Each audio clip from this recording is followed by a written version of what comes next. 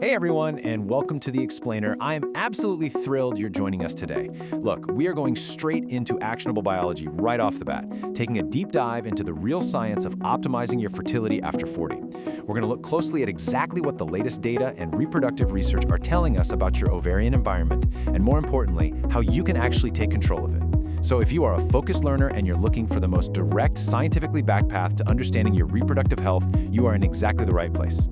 Okay, let's dive into this. We really have to start by acknowledging a biological reality that, well, it can feel incredibly daunting. We hear it all the time, fertility naturally declines with age, right?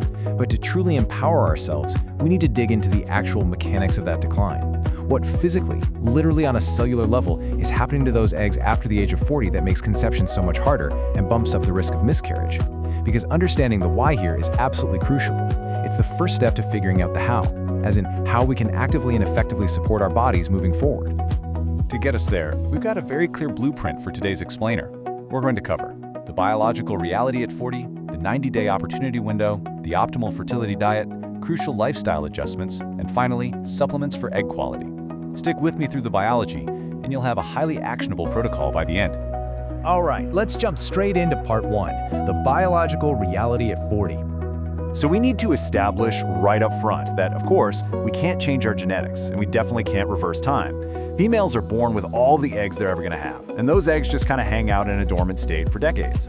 But as we get older, we run into our primary hurdle, which is a condition called aneuploidy. Now, aneuploidy simply means an egg contains either missing or extra chromosomes. And why does this happen? Well, the biological processes that ensure your chromosomes separate perfectly, a delicate process called meiosis, they just become a bit less reliable over time. In fact, most eggs in women over 40 are chromosomally abnormal just because of these little separation errors. And make no mistake, when reproductive endocrinologists are evaluating egg quality, this chromosomal integrity is literally the single most important factor they look at. So you might be wondering, why exactly do these errors happen so much more frequently as we age? Well, maturing an egg into one that's actually capable of fertilization is a massively complex, intensely energy-draining process. I mean, the human egg is the largest cell in your entire body. So think of the mitochondria inside your cells like tiny biological batteries. Human IVF research tells us that an egg's competence is incredibly linked to this cellular energy, which we call ATP. As we age, our ovaries just become a bit less efficient in meeting these huge energy demands. The batteries just don't hold a charge quite like they used to, and that energy dip is what increases the likelihood of those genetic errors popping up during maturation. Which brings us to the really empowering part, Section 2, the 90-day opportunity window. Now, what's really interesting about this slide is that number right there, 90. The final stages of an egg's development, so going from its initial recruitment out of that dormant resting pool all the way to actual ovulation, takes approximately 90 days. That is 3 full months where that specific egg is incredibly vulnerable to, but also highly receptive to, its surrounding environment. So what does this all mean? It means we have a totally clear 3-month runway to actively influence the oxygen, the nutrients, and the cellular energy available to that specific developing egg. It's a real game changer. But please, listen. Don't let that 90-day number stress you out if you're thinking, I don't have 3 or 4 months before I want to start trying. As the source material highlights so perfectly here, even making supportive changes for just a few weeks can help improve that ovarian environment during this critical window. It is absolutely worthwhile. Every single day you spend reducing inflammation and boosting blood flow to your ovaries is a massive victory for that developing egg. Okay, let's pick up the pace and talk about some highly actionable steps. Section 3, the optimal fertility diet. And this brilliantly illustrates a concept that honestly might feel a little counterintuitive at first. When we look at optimizing fertility, the research points heavily toward a high-fat, low-carbohydrate approach. Why is that? Well, it all comes down to 2 things: inflammation and blood flow. You see, a high-carb diet breaks down into glucose. That spikes your blood sugar, ramps up tissue-damaging inflammation, and basically dysregulates your reproductive hormones. But on the flip side, increasing your dietary fat actually supports your cell structure, it helps hormone production, and it provides crucial energy. Cooling down that inflammation is vital because it restores proper follicular blood flow, meaning all that good oxygen and those nutrients can actually reach your ovaries. So, let's look at exactly what that diet looks like on a practical, day-to-day level. You're going to want foods rich in vitamin A, which is absolutely essential for normal oocyte maturation and early embryo development. Think liver, fish, and full-fat dairy. You also want to heavily prioritize omega-3 fatty acids since they play a huge role in cell membrane integrity and keeping that inflammation we just talked about in check. You can easily get these from fatty fish, oysters, and flax seeds. But just as importantly, you've got to know what to cut out. Excessive caffeine and alcohol? Yeah, they've both been associated with impaired female fertility, so it's highly recommended to just avoid them entirely during this 90-day optimization window. Moving right along to our second actionable pillar. Section 4. Crucial lifestyle adjustments. You know, it's fascinating how your everyday habits physically alter your deep cellular environment. Let's walk through this. First up, quality sleep.